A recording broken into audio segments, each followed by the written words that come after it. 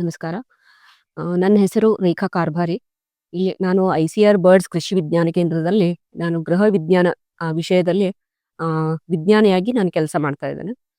ಇವತ್ತಿನ ವಿಷಯ ಏನಂತಂದ್ರೆ ಪೌಷ್ಟಿಕ ಕೈತೋಟ ಮತ್ತು ಅದರ ಮಹತ್ವ. ಇತ್ತೀಚಿನ ದಿನಗಳಲ್ಲಿ ನಾವು ಮಾರುಕಟ್ಟೆಯಿಂದ ತಂದಂತ ತರಕಾರಿಗಳು ನಾವು ನೋಡಿರ್ಬೋದು, ಸಾಕಷ್ಟು ಹಾನಿಕಾರಕ ಮತ್ತು ಕೀಟನಾಶಕಗಳನ್ನು ಸಿಂಪಡಣೆ ಮಾಡಿದಂತ ತರಕಾರಿಗಳು ನಾವು ಮನೆಗೆ ತಂದಾಗ ಅವು ಒಳ್ಳೆಯದಾಗಿರಲ್ಲ. ಯಾಕಂತಂತಂದ್ರ ಸಾಕಷ್ಟು ಆ ಅ- ರಾಸಾಯನಿಕ ಔಷಧಗಳನ್ನು ಸಿಂಪಡಣೆ ಮಾಡಿದ ಇರೋದ್ರಿಂದ ಅವು ನಮ್ಮ ಆರೋಗ್ಯದ ಮೇಲೆ ಹಾನಿಯನ್ನು ಉಂಟು ಮಾಡ್ತಾ ಇರ್ತವೆ.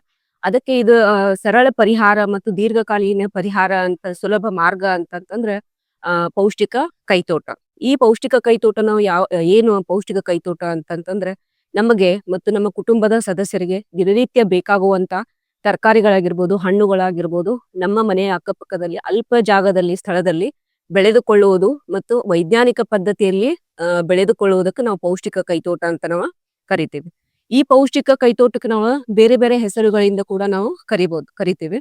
ಏನಂತಂತಂದ್ರ ತಾರಸಿ ಕೈತೋಟ ಅಂತ ಇರ್ಬೋದು, ಅಥವಾ ಹಿತ್ತಲ ಕೈತೋಟ ಇರ್ಬೋದು, ವೆಜಿಟೇಬಲ್ ಗಾರ್ಡನ್ ಅಂತೀವಿ, ನ್ಯೂಟ್ರಿ ಗಾರ್ಡನ್ ಅಂತ ಕರಿತೀವಿ. ಅದೇ ರೀತಿ ಪೌಷ್ಟಿಕ ಕೈತೋಟ, ಇದು ಹಿತ್ತಲ ಕೈತೋಟಕ್ಕೆ ನಾವು ಪೌಷ್ಟಿಕ ಕೈತೋಟ ಅಂತ ಯಾಕೆ ಕರಿತೀವಿ ಅಂತಂತಂದ್ರ ಈ ಪೌಷ್ಟಿಕ ಕೈತೋಟದಿಂದ ತರಕಾರಿಗಳ ಪೋಷಕಾಂಶಗಳಿಂದ ಸಮೃದ್ಧವಾಗಿರುವಂತ ತರಕಾರಿಗಳನ್ನು ಮತ್ತು ಹಣ್ಣುಗಳನ್ನು ಬೆಳೆದುಕೊಳ್ಳುವುದಕ್ಕೆ ನಾವು ಪೌಷ್ಟಿಕ ಕೈತೋಟ ಅಂತ ಕೂಡ ನಾವು ಕರಿತೇವೆ. ಪೌಷ್ಟಿಕ ಕೈತೋಟದ ಮಾಡೋದ್ರಿಂದ ಏನೇನು ಲಾಭಗಳು ಅಂತಂತಂದ್ರೆ ಮೊಟ್ಟ ಮೊದಲಿಗೆ ಏನಂತಂದ್ರ ವರ್ಷವಿಡೀ ಮತ್ತು ನಮಗೆ ತಾಜಾ ಮತ್ತು ಶುದ್ಧವಾದಂತ ತರಕಾರಿಗಳು ನಮಗೆ ಲಭ್ಯ ಆಗೈತೆ. ಎರಡನೇದು ರಾಸಾಯನಿಕ ಮುಕ್ತವಾದಂತ ತರಕಾರಿಗಳು ನಮಗೆ ಸಿಗೈತಿ. ಯಾಕಂತಂದ್ರ ನಾವು ಪೌಷ್ಟಿಕ ಕೈತೋಟ ಮಾಡಿದ್ವಿ ಅಂತಂದ್ರ ಆ ಪೌಷ್ಟಿಕ ಕೈತೋಟದ ತರಕಾರಿಗಳಿಗೆ ಯಾವುದೇ ರೀತಿಯಾದಂತ ನಾವು ರಾಸಾಯನಿಕ ಔಷಧಿಗಳನ್ನು ಬೆಳೆಸ್ತೀವಿ. ಅದರ ಸಲುವಾಗಿ ನಾವು ಪ್ರತಿನಿತ್ಯ ರಾಸಾಯನಿಕ ಮುಕ್ತವಾದಂತ ತರಕಾರಿಗಳು ನಮ್ಗ ಸಿಗೈತಿ. ಆಮೇಲೆ ಮಾರುಕಟ್ಟೆಯಿಂದ ನಾವು ಏನು ತರಕಾರಿಗಳನ್ನು ಖರೀದಿ ಮಾಡ್ತೀವಿ, ಆ ಖರೀದಿ ಮಾಡುವಂತ ಹಣದ ಉಳಿತಾಯ ಆಗೈತಿ. ಮೂರನೇದು. ನಾಲ್ಕನೇದು ಏನಂತಂತಂದ್ರೆ ಪರಿಸರದ ಸಂರಕ್ಷಣೆ. ಯಾವ ರೀತಿ ಅಂತಂತಂದ್ರ ನಾವು ನಮ್ಮ ಪೌಷ್ಟಿಕ ಕೈತೋಟ ಮಾಡಿದ್ವಿ ಅಂತಂತಂದ್ರ ಅದರಿಂದ ಅದ್ರಲ್ಲಿ ಕಿಚನ್ ವೇಸ್ಟ್ ಆಗಿರ್ಬೋದು, ಗಾರ್ಡನ್ ವೇಸ್ಟ್ ಆಗಿರ್ಬೋದು.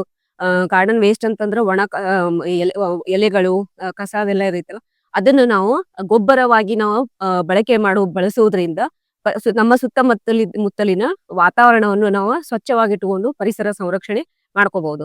ಇನ್ನೊಂದು ಏನಂತಂತಂದ್ರ ವ್ಯಾಯಾಮ ಕೂಡ ಆಗೈತಿ. ಯಾಕಂತಂತಂದ್ರ ಪೌಷ್ಟಿಕ ಕೈತೋಟದಲ್ಲಿ ನಾವು ಪ್ರತಿನಿತ್ಯ ಒಂದ್ ಸ್ವಲ್ಪ ಗಂಟೆ, ಅರ್ಧ ಗಂಟೆ, 1 ಗಂಟೆ ನಾವು ಕೆಲಸ ಮಾಡಿದ್ವಿ ಅಂತಂದ್ರ ಹವ್ಯಾಸದ ಜೊತೆಗೆ ವ್ಯಾಯಾಮ ಕೂಡ ಆಗೈತಿ. ಇವಿಷ್ಟೆಲ್ಲ ಪೌಷ್ಟಿಕ ಕೈತೋಟದ ಲಾಭಗಳು.